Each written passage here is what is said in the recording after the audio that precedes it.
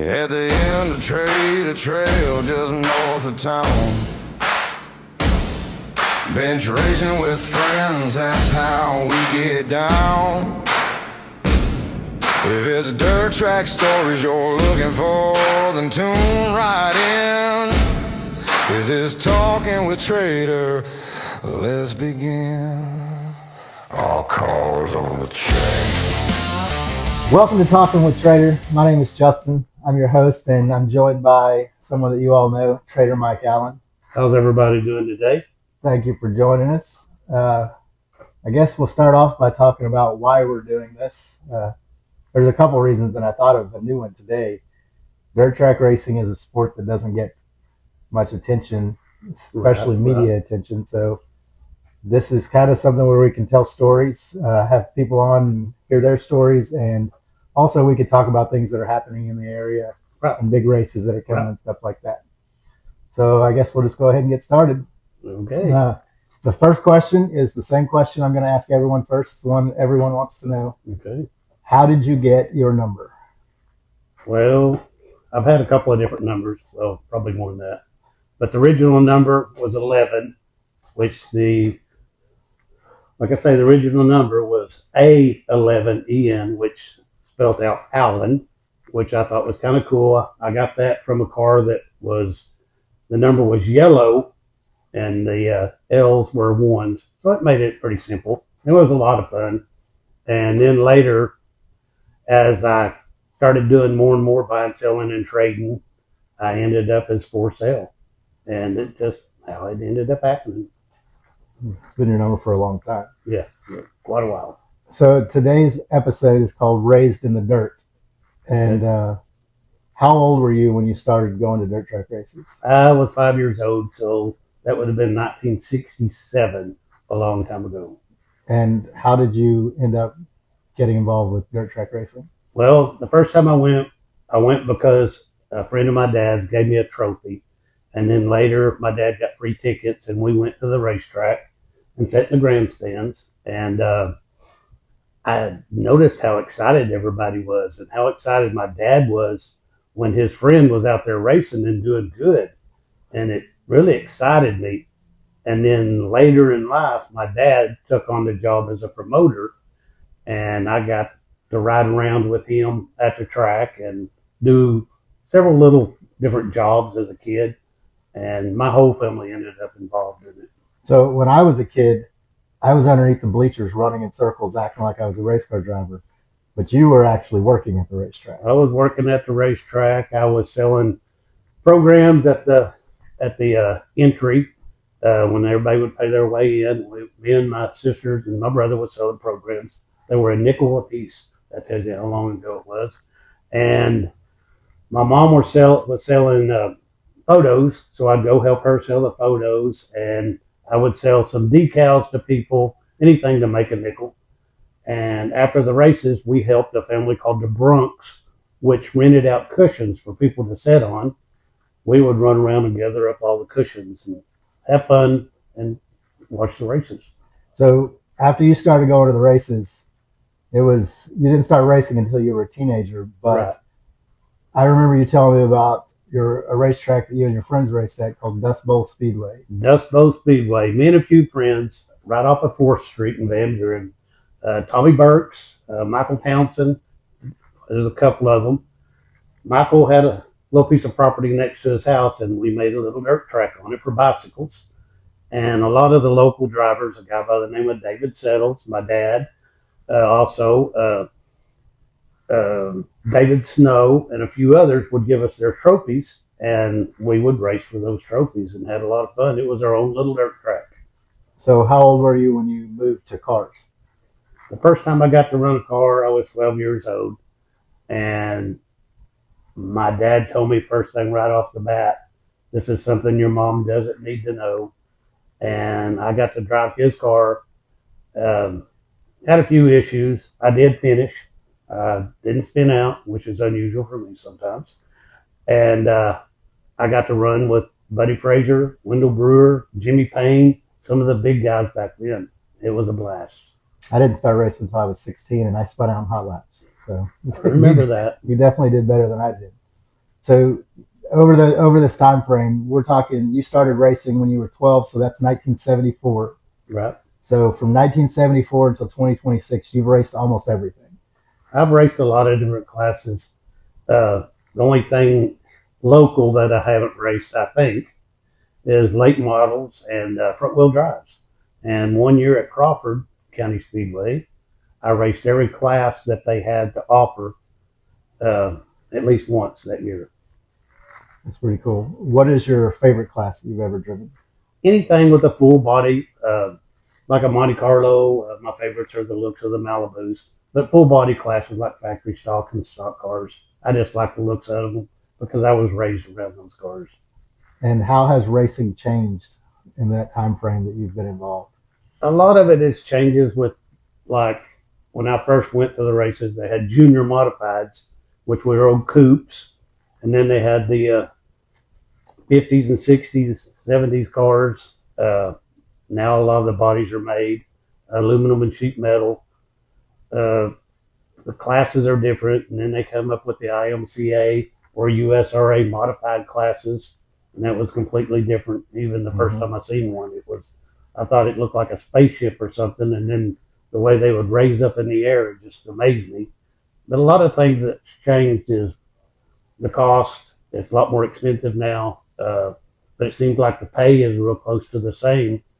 Um, Anything you do with just about anything these days is more expensive, but that's the main change.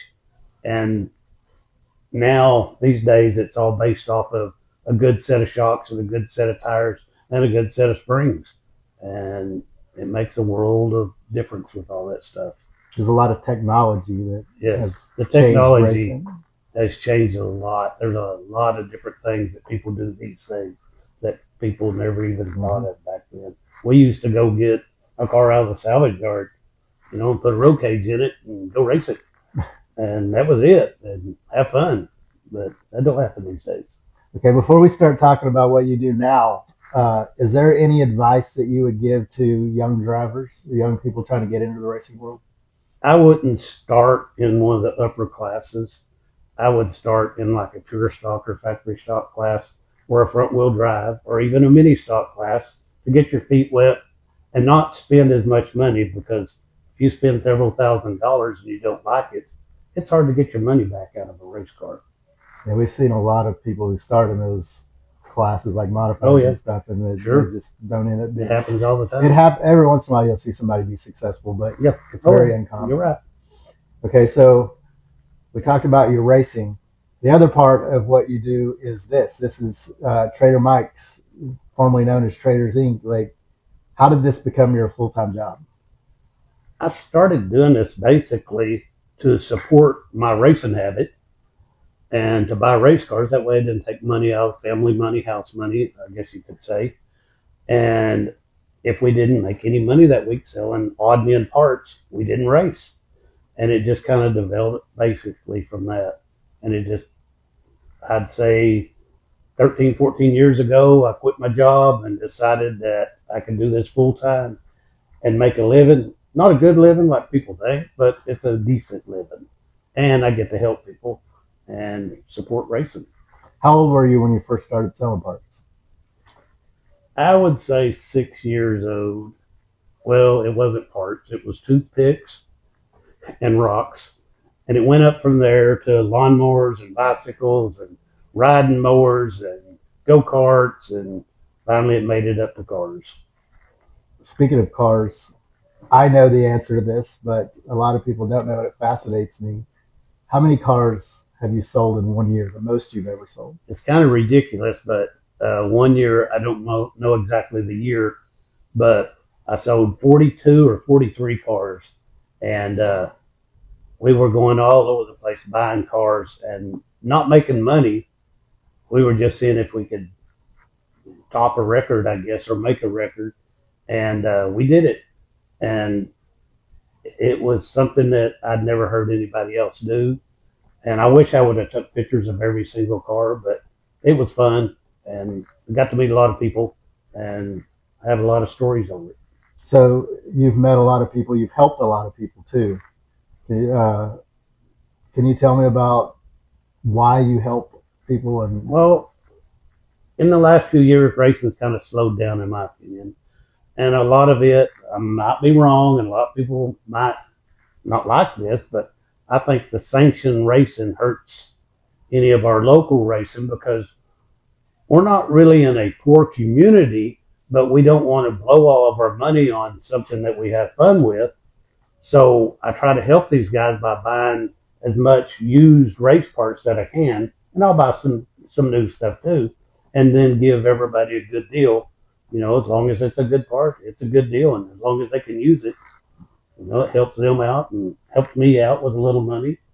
And a lot of these guys I help out a little more than others, and they put my name on their car. I mean, I'll try to help anybody in any way possible.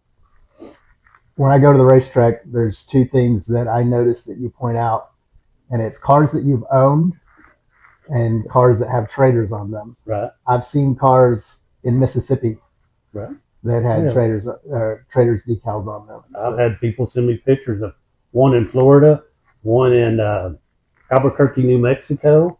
I don't remember. They're all over the place. One in Michigan. It's a pretty cool deal. So, is it back to racing? Is there anything that you have not done or been a part of in racing that you wish you could have done or might still do? Really, I can't think of nothing that I ever thought about doing. At one time, I wanted to be an announcer, but that wouldn't work out because I'd probably start cussing. I thought about being a flagman, and I got too many friends to do that. I thought about being a tech man, and like being a flagman, I got too many friends. I don't make nobody mad. So basically, I think I've done what I want to do. I would like to race a little bit more. I've never considered myself a race car driver, but I have a lot of fun doing it. And to the guys that are race car drivers, they're all my heroes. You know, Yeah. so I get to watch all them guys. That's my big deal. That's the fun part of it. All the jobs that you've mentioned, we're going to have guys on our show. Right. Like I haven't reached out to all of them, but we plan on having tech guys and flagmen and Right. promoters Oh, and yeah. stuff on our show, so we can talk about racing from different perspectives. Exactly. Do you have a favorite racetrack? Not really. I have a home track, which is Crawford County Speedway, because that's the first track I went to. And where I live right now, I'm a mile and a half from Crawford. I like going to different tracks and visiting and watching the other cars, and I like to watch the people. But Crawford, I guess, would be not really my favorite, but it's home, and I'll call it home from now on. That's awesome. So, if people want to find you to buy parts and stuff, what is the best way to get a hold of you? Well, I always tell everybody that I'm on Trader Trail, which really I'm on Dogwood Hill Trail. Anybody can reach me at 479-414-3681, or find me on Facebook. I'm always on Facebook under Trader Mike Allen. And I have a group on Facebook called Traders Buy, Sell, and Trade, race related. And everybody can check out my profile page because it's full of race car parts. All right. So, with your traders page, there's over 25,000 people. Over 25,000 members. And I don't know if you're still doing it the same way, but I remember you used to ship parts. Oh, yeah. Like you ship parts all over the country. Yep, I've shipped parts everywhere. Usually I tell everybody 2 times a week.